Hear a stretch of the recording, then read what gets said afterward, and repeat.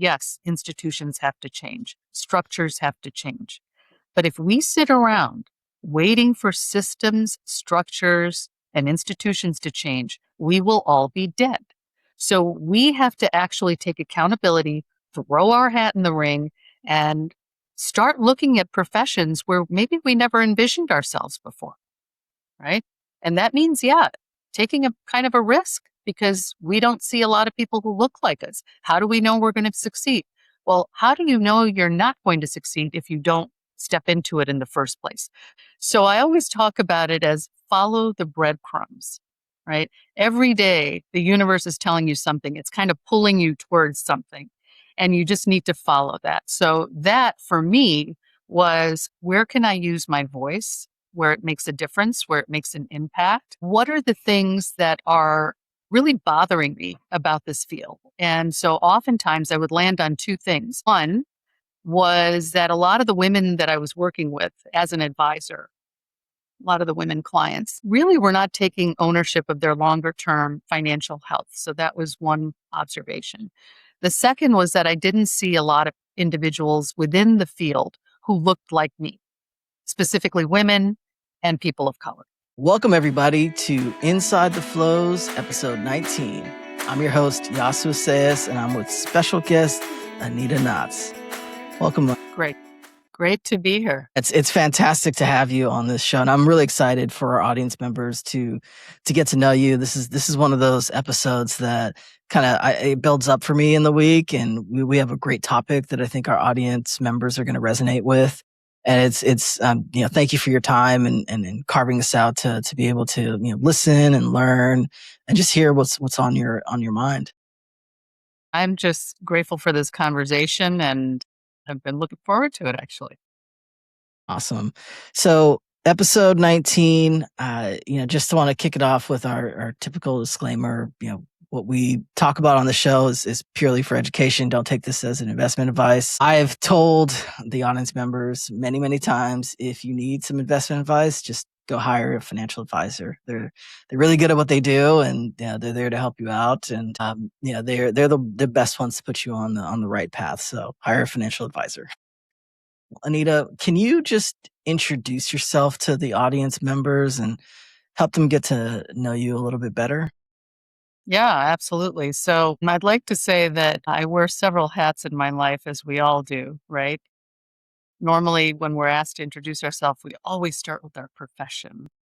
And I think what I would normally say is that I'm a founder, I'm this, I'm that, I'm a former advisor, and we'll get to all of that. Right now, I think one of the things that makes me bound out of bed is I view myself as a change maker because of everything I've seen in my life, because I'm an immigrant, because I'm an American, because I am a former advisor, because I did decide at the age of 51 to take a huge risk and launch a company. And I'm all of those things. I am also a wife and a mother, and I've got a 21-year-old son, 24-year-old daughter, and I live in the Chicago area. And those are just a few facets of who I am. As you're also the founder, as you mentioned, of your own firm, the Lotus Women's Institute. Can you just kind of give us an intro to that? Absolutely. So I was in the corporate world for about 3 decades, and most of those years in that specific sandbox were spent in wealth management. And I was an advisor for many of those years. I had a wonderful career, loved working with clients. But I would say probably about 5 years before I actually left the corporate world, I knew that there was something else out there for me. And so many people that I talk to now who are north of the age of 50 can actually relate to this feeling. They're like, there's an inside voice that's like, this is not kind of the long-term place for you, but you're doing good right now. So I always talk about it as follow the breadcrumbs, right? Every day, the universe is telling you something. It's kind of pulling you towards something, and you just need to follow that. So that for me was, where can I use my voice? Where it makes a difference, where it makes an impact. What are the things that are really bothering me about this field? And so oftentimes I would land on two things. One was that a lot of the women that I was working with as an advisor, a lot of the women clients, really were not taking ownership of their longer term financial health. So that was one observation. The second was that I didn't see a lot of individuals within the field who looked like me, specifically women and people of color. So I didn't know what I was going to do with all of that, but the pandemic came and went. And I think what happened with a lot of people during the pandemic is that we all had this crisis, almost existential crisis. What are we put on this planet to do? This disease can come by and wipe out a bunch of people. And what are we left with, right? What is our legacy? And so I thought, maybe the things that were bothering me, that things that I felt I could make an impact on, maybe I could do something with that. So in early 2021, I made the decision to take the biggest professional risk of my life, left the stability of a corporate paycheck, and I launched Lotus Women's Institute. I decided I didn't want to be an advisor any longer. That was a wonderful career, but that's not necessarily what I saw for myself going forward. And what I really wanted to do was to bring more people who look like this into the field. And so the largest part of what Lotus does is recruit and place women and minorities within the wealth management industry. And then the interesting thing that happened is, as I was becoming successful making these placements, another aspect popped up. And that is that the hiring wasn't the most important part. It was, how do you keep these people? How do you keep the talent once they get there? So Lotus then began to expand because I saw the need for a lot of these companies who were doing the right thing, hiring different types of talent, but they didn't know how to retain that talent. And so now I think I view myself less as a recruiter and more as a consultant, looking at helping these firms, mostly RIAs, boutique RIAs, who are interested in aligning themselves with my mission, quite honestly, which is to attract, develop, and advance women and minorities within this industry. So that's what Lotus is set up to do. Is there like a common thread that you find with firms that haven't prepared to advance, women or minorities in their own workforce that you can kind of point to? Like, is there something that's just, you walk into a new client's office and you say, oh, I've heard this story before. Here's how to solve this issue that you're dealing with. Is there like a common thread that they all have that you've, noticed since you started this? I think a lot of it is just a lack of strategy around it, right? So oftentimes I will hear things. In fact, I heard this from the CEO that I used to work for. There's just no pipeline, Anita. There's no pipeline of where there's no pipeline of people of color. To me, that's a cop out, right? That's a cop out. So what I encourage these firms to do is the same way you put a strategy around every other initiative that you have that focuses on your growth over the next 3, 5, 7, 10 years, you've got to put a proactive business strategy around hiring differently. So now the good thing is that the firms that I work with, that, they always say the first step to addressing a problem is to acknowledge that there is a problem. So many firms out there, unfortunately, are still operating under the guise of there's no pipeline. Not my problem. They have to throw their hat in the ring. It's not my problem. They're not there.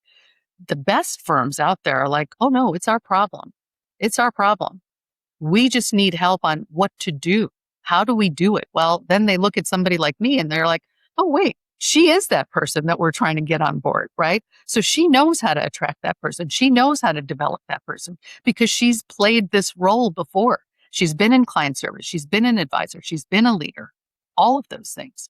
So the best firms out there, I guess the common thread is that depending on which side you land, they either don't view it as their issue or they say, no, this is our issue. We just don't know how to strategically address it. And that's where we need help.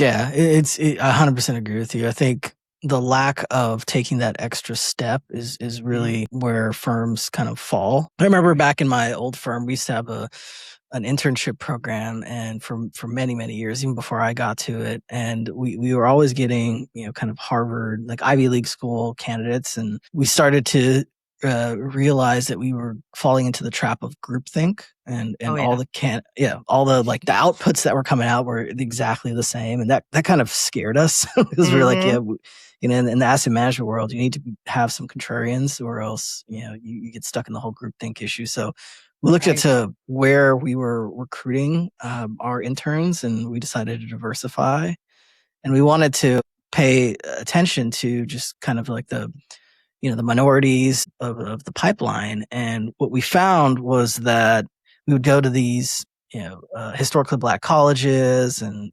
universities like Georgetown, just like non Ivy League schools. And what we found was the folks that we wanted were already being captured by the big banks. So like JP Morgan, Bank of America, Citibank, these big banks were capturing them at their like freshman year in college. Yeah.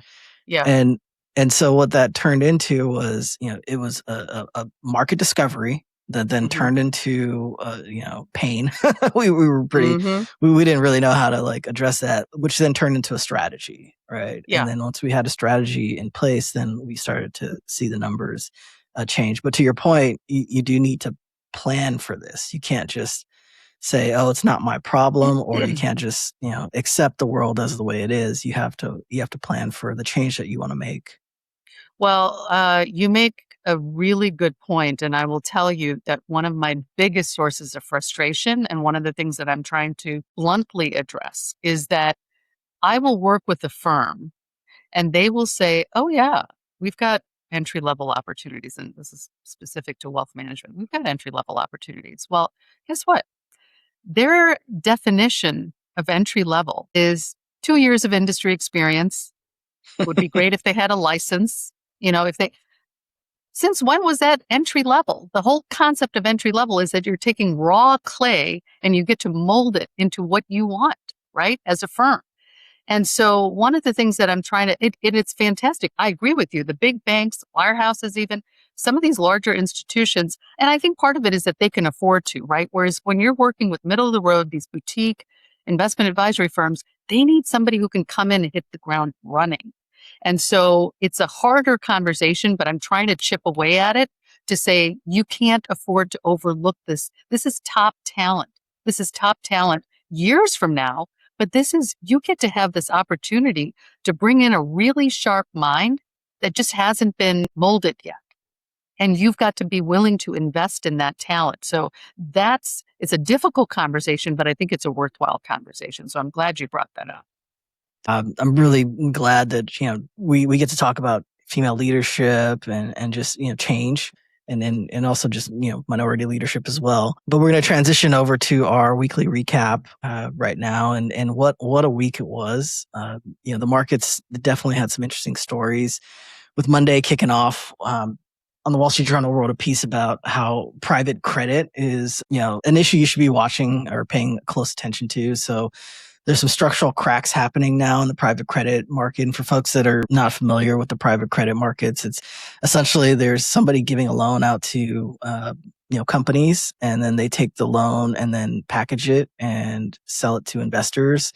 And those investors hold on to those loans, and those loans are starting to see some companies within those funds starting to default, and that gets scary when they do. And some of the biggest players in the space are starting to see defaults, but they're saying that that's just it's a cycle. Don't worry about it. That's what they're saying. But for me, you should keep paying attention to that, especially if you're in a private credit fund. A lot of wealth managers last year were pushed to include private credit exposure for their clients. And the times aren't always great. Sometimes you have to go through a cycle, and this might be the start of one cycle. Who knows? We'll find out. But pay attention to those funds, especially if you have clients in them, because they're starting to see cracks. And I don't know about you, Anita, but I get emails all the time from somebody saying, "Hey, we got a loan for inflows, Iyassu, $500,000, Oh, no credit check."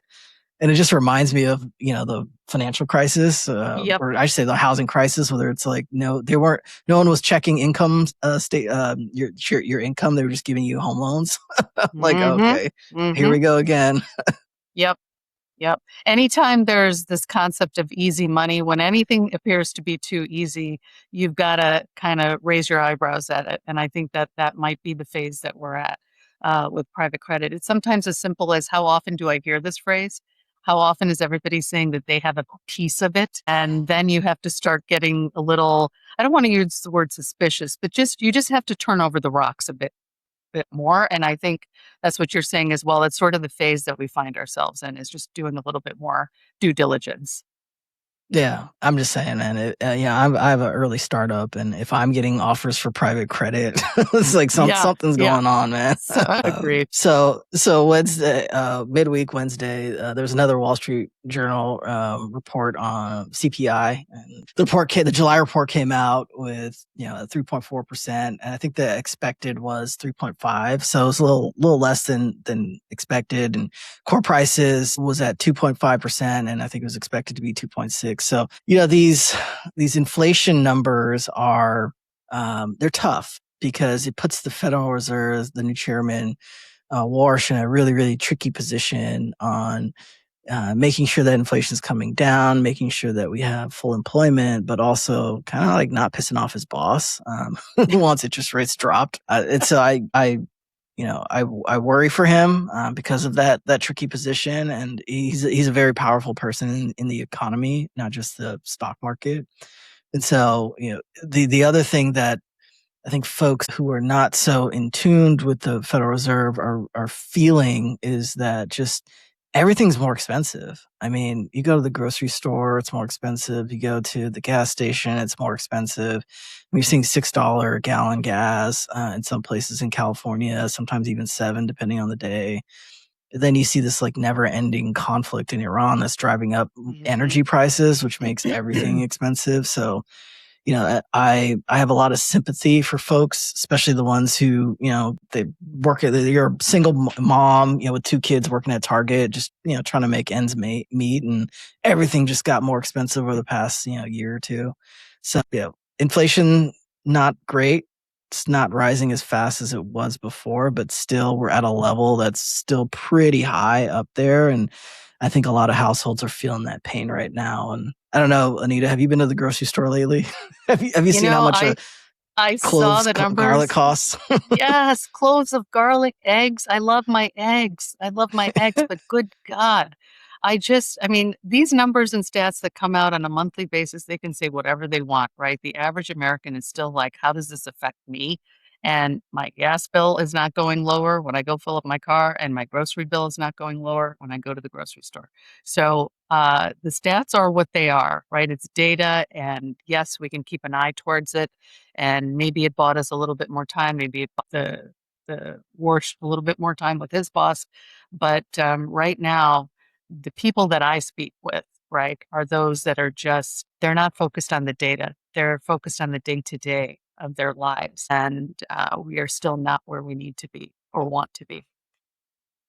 Yeah, I have a lot of friends that are not in finance, and even the things that they're doing, whether they're working in vet productions or they're working at like a software company, everything, even from an enterprise perspective, is getting more expensive. And I think at some point, folks are just going to need relief, or else, you're going to have some serious social consequences that happen, whether it's policy changes, new administrations, new, Congresses or whatnot. There is going to be a reaction if these prices don't get under control and go down. But then every economist, at least when I was taught, what you don't want to have is deflation, because that's even worse than inflation. And I don't know, Anita, I feel like we're headed towards that deflation route for relief. Could be. I pretty much forgot everything I learned in economics like 40 years ago, 35 years ago. Maybe I'm dating myself, but yes, that's it. It's a great point. Yeah. And then at the end of the week, this is just a recurring theme, and I just talked about it earlier, but it's the conflict in Iran. It's driving energy prices up, and there doesn't seem to be an end in it. No real social commentary on it. We all know what's going on. But energy prices, again, they affect everything. They affect the cost of making goods and the cost of shipping goods. It's not just gasoline. And as the conflict and no deal, continues to drag the economy, unless the solution is put forth by this administration, you're going to see wider conflicts happening in the Middle East. And there's going to be an asymmetric kind of response from the Iran side to keep the conflict, at least to leave the conflict as best in their favor as possible. Yeah, agreed. And I think, I mean, I'm stating the obvious, but right now there just seems to be a lot of uncertainty. There's not a whole lot of consistency in messaging. And I think anytime you've got that uncertainty, you're going to have the level of volatility that we've seen. So we just have to, I hate to sound like a typical broken advisor message, because that's what advisors always say: focus on the long term, focus on the long term. But it's very much the case. It's making sure that you've got your ducks in a row, and making sure that you're not necessarily making decisions based on day-to-day gyrations of any of the markets. 100% agree with you. See, I mean, even though you left your wealth management role, you still got it in you. Yeah, I'm actually one of the most boring investors out there. I have to tell you, I'm married to a guy who looks at it on an hourly basis, and I'm like, you know what? I've got what I've got. I'm really happy with what I've got. I don't need to look at it, and I know what I'm shooting for in the long term, and that's all that matters to me. So it takes all perspectives to make the world go round. I agree with you. Well, that's our weekly recap. I think audience members, stay in tune. Read the Wall Street Journal or CNBC if you don't have that subscription. Just keep. And if you have your financial advisor, give them a call and just ask them, what's going on? What do I need to prepare with? We're past the halfway point in the year, and portfolio. This is a good time to check in on your portfolios and see what's going on and kick the tires. For this part of the year. But moving on to the special topic here, I'm really excited to talk to you about this, Anita. And that I shared with Anita a Fast Company article, and it was a really interesting one. It was called "Stop Acting Like Women Just Discovered Investing." This Fast Money article is an excerpt from a book called "How to Get Rich in American History," and what was really interesting about this article was that it touched on something that is happening right now that the general media is and research providers are really excited about, and it's this great wealth transfer. And so we have about $144 trillion that's going to be transferred from the baby boomer generation to the millennials and younger generations. But before, and that's going to be by 2040 or 2050, 2045 or 2050, one of the two, depending on which report you look at. But before that 144 trillion reaches the next generation, 44 to 54 trillion of those dollars are going to hit women first. And why is that? It's because women tend to live longer than men, and they're going to be the head of the household once the men pass away, or once their partner passes away. And so there's all this interest, 40 trillions and trillions of dollars going to be moved. And so where's that money going to go to? How is it going to get there? What's the impact going to be? So everyone's clamoring over, and it's like wolves to some juicy meat, right? uh, but with that comes the kind of media narratives that go along with it that sometimes aren't necessarily true. And this Fast Company article that I shared was basically pulling apart this kind of notion that, hey, women don't know how to invest. Because I feel, and I mean, correct me if I'm wrong, Anita, but I feel like that's kind of like the vibe that's going on, is like women need help. They don't know what they're doing. And, here comes, somebody to save them, right? A white knight in shining Right. armor, the typical story.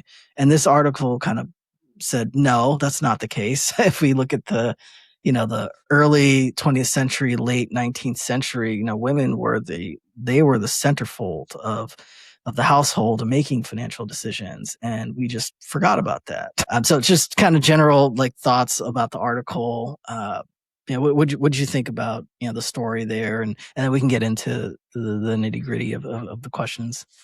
Yeah, I thought the story was fascinating. I'm a statistics geek, so some of the things that they were throwing about in the article, what was it, 40% of women, or 40% of securities after World War I were held by women, just something obscene. I had no idea. So I thought it was fascinating. I think what we have to do is separate the notion of financial capability versus financial agency. Okay. And here's what I mean by that. Of course, we know women are capable. We give human life. Like, what can't we do? Yeah. We birth humans, right? Investing, that ain't nothing, right? Like, we can think about it from that perspective. But here's what I've seen, honestly, in my career as an advisor, and still to this day, looking in my own community, looking online, everywhere. It is not that the capability is not there, but I can tell you that I speak to women who are professionally successful. They are wealthy. By any definition, they are wealthy. They do a lot. They manage the household budgets, household finances, all of that. But they still don't have agency. And when I say agency, I'm talking about ultimate confidence in where they're going to be in the long run. They've still outsourced their financial future to somebody else. It could be a male spouse in a heterosexual marriage. It could be their adult son. It could be their father. It could be their brother. From an investing perspective, even let's just look at investments, right? Do you know how much of your household assets are in tax deferred accounts or taxable accounts? How much is assigned here? What is your overall risk posture in your investments? Those are the types of questions that many of these women are like, you know what, Anita, I've got enough going on my plate. I don't got the time for that. He can do this part. And my argument is, no, you don't have that luxury.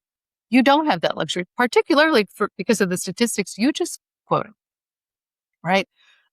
We tend to outlive our male spouses at some point in our lives. 9 out of 10 women are going to become the sole financial decision makers in their household. Do you want to learn your investments when you're hanging out over the casket of your husband? When No. you are served your divorce papers? I know I can be kind of morbid, but when you're served the divorce papers, no. We are so good at planning for everything else in our lives. Everything. We are awesome at planning. This is the one aspect that I think we have to get way better in terms of planning for our financial futures, our own financial livelihood. So I think we have to decipher between that. No one is saying, least of all me, that women are not capable. I think we could do a better job towards gaining more of that confidence from and investing and taking full agency, full control of it. I think we can do better in that standpoint. Yeah, I think the stat you were talking about was almost 40% of post World War I securities were held or controlled by women. Like, Yeah. that's all. I mean, that's a lot of wealth right there. Yes. Right? Yes. You shouldn't, if you forget that saying, if you forget your history, you're bound to make the same mistakes. And Right. I think the media has forgotten that. And just generally speaking, the media has a very loud megaphone. So everyone starts to forget that. And it's just not you're right. The women are absolutely capable. This isn't, rocket science, right? Where you need to have a PhD to, maybe push the needle just a little bit. Now this is, basic finance, basic taking care of your future planning. I mean, those things, yes, they're absolutely capable of. Well, you just hit on a hot button for me with the comment you just made. I forget exactly already how you stated it, but something about maybe we've been told that, right? And so I come from within the industry. I'm an insider, and I am saying we've done a number on women. We've really pulled the wool over their eyes, right? Whether it's using jargon, certain images, we've created this perception that it is this, vast unknown that is only for a chosen few, that look very homogenous, a specific demographic, right? This little girl is not for you.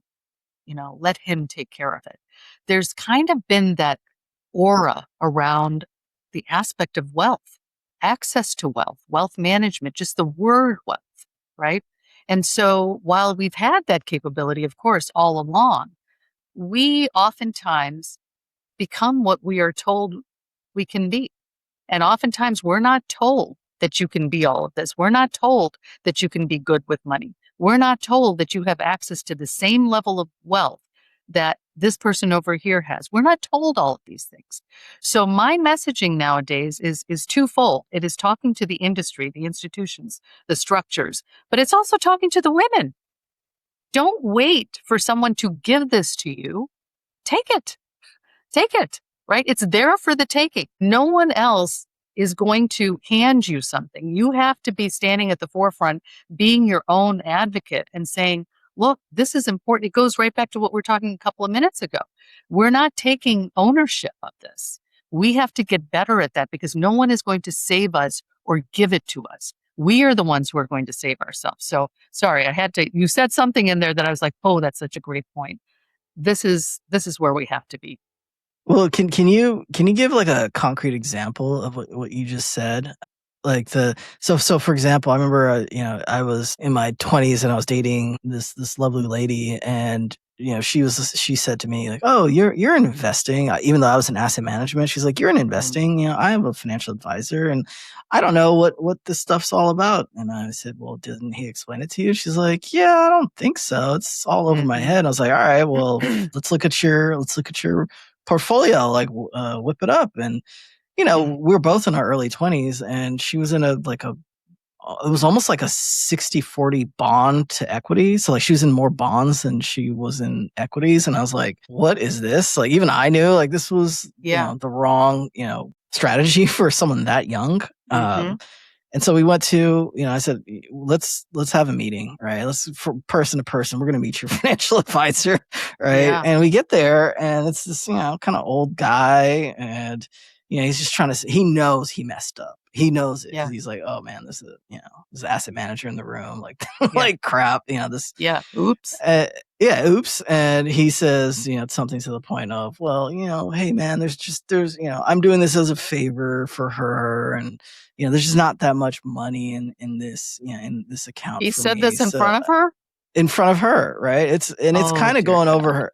It's kind of going over her head. She doesn't grasp like the severity of this, but for someone like me, I'm like, I got my series licenses. Like I know like where all the ethical decisions that need to be made in this situation, and they're not being made properly and all that stuff. So like to me, that's an example of, women getting taken advantage of in the financial, the wealth management world.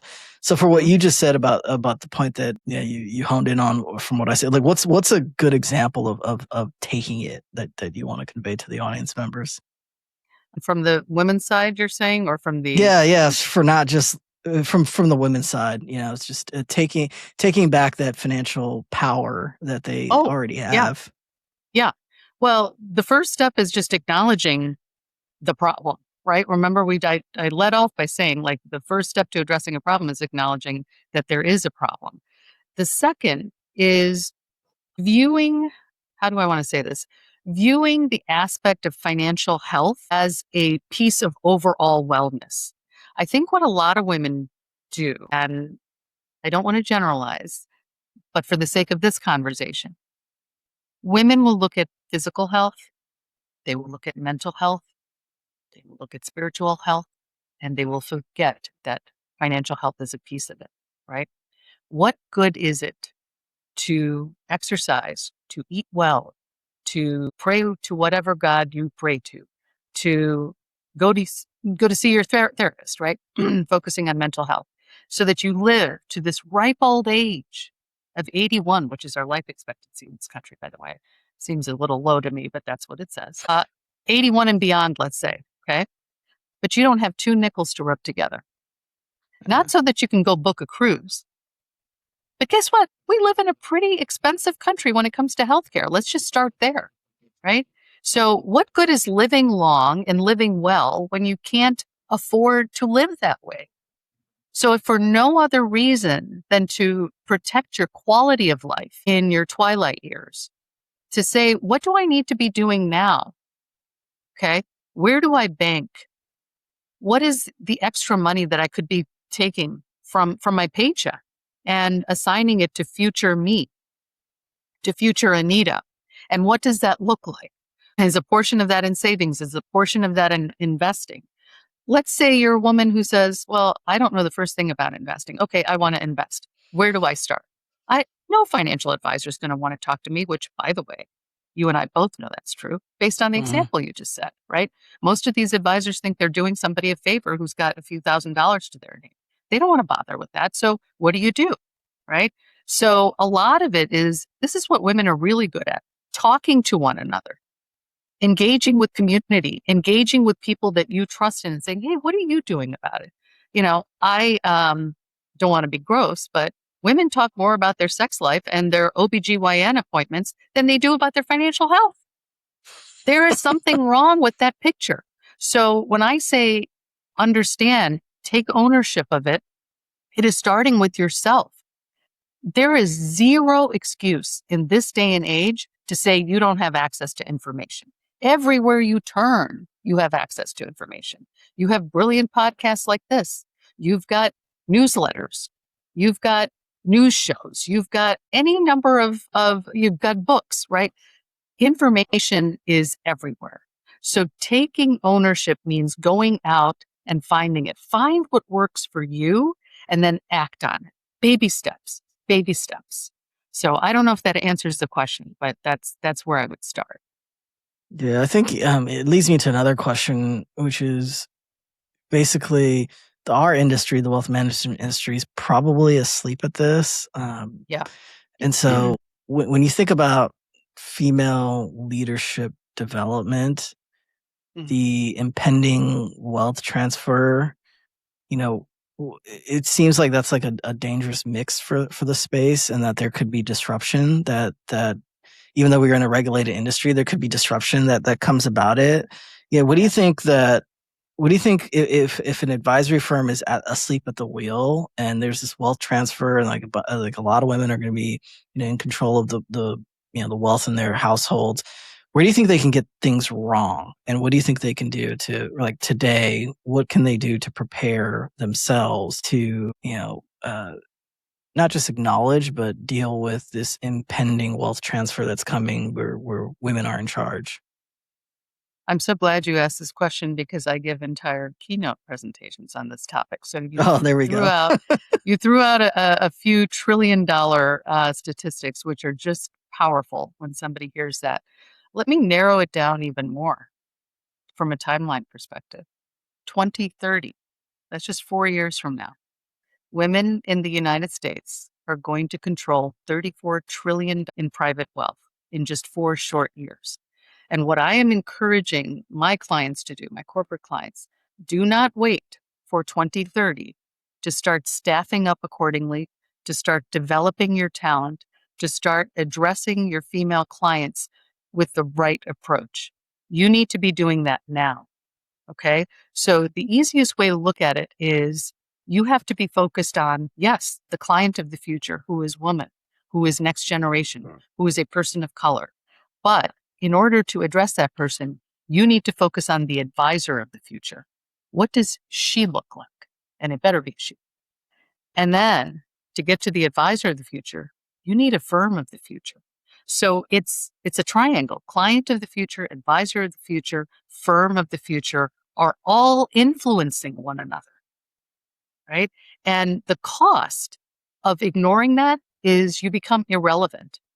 Competitively, you become irrelevant. That should frighten anybody into doing the right things. Okay, so that's the strategic aspect. The tactical part of it, which is, I think, what you're asking me. Okay, so what do they do? Okay, I want you to think of another triangle. Okay, I have been all three of these. Okay, I've been the woman investor, I've been the woman advisor, and I've been the woman leader. And all of these firms right now are probably scratching their heads saying, well, what do we do to attract and retain the woman investor? But they're ignoring the other two parts of that triangle. Okay. That woman investor, and I'm not going to go as far as saying that all women clients and women investors only want women advisors. I actually don't know that that's true. I don't think that that's borne out in any real data. Okay. But they do want to see someone who can relate to them sitting on the other side of that table. If that woman investor was recently widowed and she's overwhelmed and she has not met that advisor, she's looking for somebody sitting across the table from her that can hear her cry, that can hear her be overwhelmed, that can listen to her, that can take down the notes and say, I got you. Here's where we're going to go from here. That's who she wants. And oftentimes that is a woman. Okay. But guess what? Hiring more women is a better possibility when you've got women in leadership at your firm. What do you think I did when I was in a leadership role? When I had the platform to hire and develop, who do you think I focused on when I was out in the marketplace looking for talent? It's not that I didn't hire men. Of course I did, right? But I had a special lens towards finding other Anitas. That was meaningful for me, right? The whole reason I left the corporate world is because it wasn't moving fast enough for me. That's why I'm doing the work that I'm doing now. So bringing on and developing women leaders in your organization is so critical to this issue that you and I are discussing right here, because those women leaders have a bit more of a personal stake in finding more people, more women advisors, and then turn that around. On the flip side, you're going to find more women to come into this industry when they can see more people who look like that. You cannot become what you cannot see. And those two forces combined are going to help your firm attract and retain women investors. I just said a lot, I know, but it's why I wake up every morning.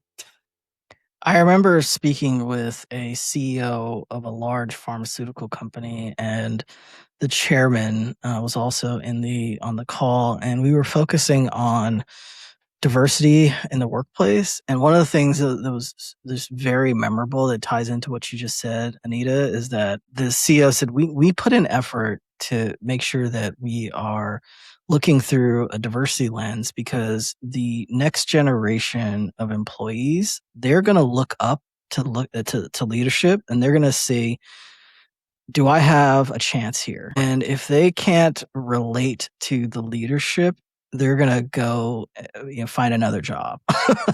Yep. And that's essentially it. If you can't relate, then you tend to look elsewhere to where you can. Mhm. Humans are social beings. That's just how Yes. we work. Yes. And so you make a very, very, very good point. And I hope folks understand that, the relation part is really important for success. If folks can't relate, then they look elsewhere to find someone else that they can relate to or with. It's it's critical. I see, firms are salivating over, the great wealth transfer. How do we retain that money? How do we attract those assets? Yet they're ignoring the development of the people within their firm or attracting next gen minority talent, which is so clearly where the assets are flowing, right? You've got the horizontal transfer that's going from husband to wife, but then you've got the vertical transfer that's going to be going to next generation. So when we speak of diversity, it's not just diversity for checking a box sake, right? It's literally as a competitive advantage. You want to be there. One of the fun exercises that I do, because I like to torture myself, is anytime I'm looking at firms and I'm curious about a particular firm, I will go to their website and I will go to the, drop down that says our team. What do you think I see? I see the top, executive management, advisors, whatever, all looking pretty homogenous, same suits, same colored tie, same everything, right? And then you go to the sales support people, and there are all of the women. And so, again, I'm not in a position of blame nowadays. I don't like to blame one structure or entity versus another. I think both need to take ownership. Here's what I mean by that. This is the statement I make often, and I say this to women. Yes, systems have to change. Yes, institutions have to change. Structures have to change. But if we sit around waiting for systems, structures, and institutions to change, we will all be dead. So we have to actually take accountability, throw our hat in the ring, and start looking at professions where maybe we never envisioned ourselves before, right? And that means, taking a kind of a risk because we don't see a lot of people who look like us. How do we know we're going to succeed? Well, how do you know you're not going to succeed if you don't step into it in the first place? So my point is both things need to take place. It's both and. Yeah, 100% agree with you. I think a good example, another good example is the religious investors. So when I was talking about, like attracts like, if you look at just wealth managers that are focused on faith-based investing, the fact that the advisor themselves has a particular faith that they, use as a kind of a branding and marketing, it Sure. attracts other faith-based investors like the end clients and moms and pops. And that is a massive growing sub industry within wealth management. I mean, the Kingdom Advisors has probably one of the Yes. largest wealth management conferences Mhm. in the United States, and Mhm. it just goes back to the point that you're also making is, you have to be able to relate. If you Yeah. cannot relate to your client, or their client can't relate to you, you're losing a huge business opportunity. You're basically losing the future if you can't relate to your clients, and that isn't rocket science. Well, and think about it. This is, some people don't want to admit this, but this is a relationship business, right? That's what it is. It's relational. And when I talk to younger women about exploring career paths within this field, oftentimes these women don't see themselves, right, doing this. And if they do, by the way, if they do come into this industry, oftentimes they go into HR, marketing, compliance, operations. They never want to be in that client-facing role or controlling a P&L leadership role. So oftentimes it's getting them to understand that, listen, this isn't about knowing Sharpe and beta and trainer ratios. This is about understanding the human sitting across the table from you and saying, hey, what's keeping you up at night? Let's talk. What's happening? And how can I help you get to where you need to be?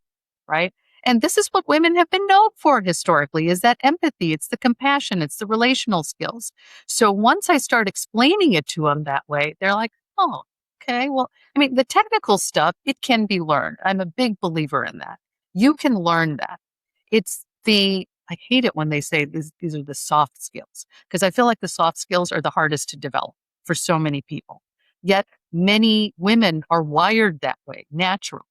So it's really getting them to see that there is a place for them in this field. Well, it's funny that you mentioned that, because it's actually this is anecdotal. I don't have, a big study to prove this, but from the conferences and the tons of advisors that I met, it's actually the soft skills that are getting more valuable. So finding an asset manager is not like advisors treat advisors, wealth managers, family offices, the whole like advisory, a big umbrella. They treat asset managers these days as commodities. So it's like you can't really differentiate yourself by having like an asset manager, in your wheelhouse anymore, or Mm-hmm. construct a portfolio for your own client. It's actually Mm-hmm. the planning side. The planning side is Mm-hmm. becoming more and more valuable. So like those soft skills, like, yeah, they actually matter. Yeah, and I'm going to take that a step further. Investment management is commoditized. You're absolutely right. I would actually say even planning is becoming the price of admission. So where does that leave you? How do you differentiate yourself from the RIA next to you, right? How do you differentiate yourself? It has to be through you, the people. Who comprises your firm? And what is your claim to fame? What are you good at? How do you show that you truly have this person's best interests, right? What are the questions you're asking that person? And it can't just be, oh, what's your risk tolerance? And it's in this black box, right? You give them 5 questions, they score it 1 to 5. No, it's truly like, what does risk mean to you? Right? When I was an advisor, I would talk to a husband and a wife, same room, and both of them would be giving me totally opposite answers on just the risk question alone. And oftentimes she wouldn't even say anything until after the meeting, right? She'd poke around, oh, psst, can I talk to you? I'm not really comfortable with this. She didn't want to talk in front of him. The best advisors nowadays, it's not about the investments. You're absolutely right. I would even argue it's not about the planning. Those are there and those are absolutely necessary. But before that, you have to understand the human that's sitting in front of you. So that would be my perspective. Well, we get to my favorite question to ask my guests, Anita. What are you looking forward to next week? Oh, next week? Well, next week I'm going to go visit my daughter in Seattle. So that's a big aspect of that is seeing the great Pacific Northwest with her. But I also have some really interesting conversations with male allies that I'm very much looking forward to. It's one of the most pleasant surprises, I will say, after launching it, since being a founder, entrepreneur for the past 5 years, is the number of men who are completely in tune and aligned with the mission of what I'm trying to accomplish, changing the face of this industry and speaking to, not that every single one of them becomes a client, but it's just, having somebody who doesn't look like me or someone who didn't have the same lived experience I did in this industry be open to having that dialogue. Those are the types of conversations that I look forward to. And I've got a few lined up, so looking forward to that. That's awesome. Well, I want to thank Anita for being our special guest this week for episode 19 of Inside the Flows. Anita, if folks want to follow you, if they want to check out your website, do you want to give just some information where they can, again, follow you and figure out what you're doing and keep up to date with you and the work that your firm is doing? Where can they find that information? Absolutely. Absolutely. So, look me up on LinkedIn. That's the best place. I'm on it all day and all night, quite frankly. So look up Anita Knotts and you'll find me there. Website, lotuswomensinstitute.com. If you scroll down to the very bottom of that homepage, I would love it if you could sign up for my newsletter. It goes out every Tuesday morning. It'll take you 60 seconds to read.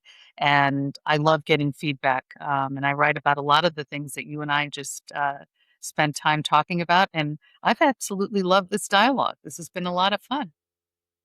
Well, thank you. I'll put all of Anita's information in the description for you folks to easily find. Please check out her website, sign up for a newsletter. This is a great, powerful conversation we just had. Again, I want to thank you, Anita, for being our special guest. If you are an advisor, wealth manager, planner, family office, asset manager, service provider, and you want to keep the conversation going, please join Inflows. It's free to join, free to use, and we will catch you all next week. Thank you very much.